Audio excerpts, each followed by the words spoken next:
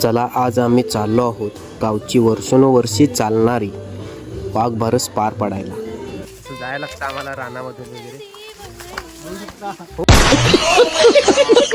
आज आम्ही सगळी पोरं वाघ बनणार आहोत.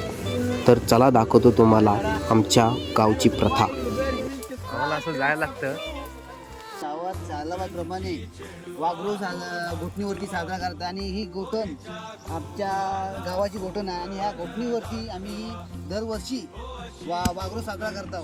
आणि तो गुराढोरांना जपायसाठी वाघांची काही करायला नको म्हणून आज ही आम्ही वाघबारस साजरा करतो. आणि आता इथून आता आमचं वाघ जे उडलत जातील ते तुम्हाला नंतर दाखवू तुम्ही बघा. आम्ही आज इथे रानामध्ये खीर बनवणार आहोत आणि बनवली जाते. ही सुद्धा परंपराच आहे. ही सगळी वाघ बनवणाऱ्यांची सगळी तयारी चालू आहे. आमच्याकडे त्या वाघ बनत आहेत सगळेजण.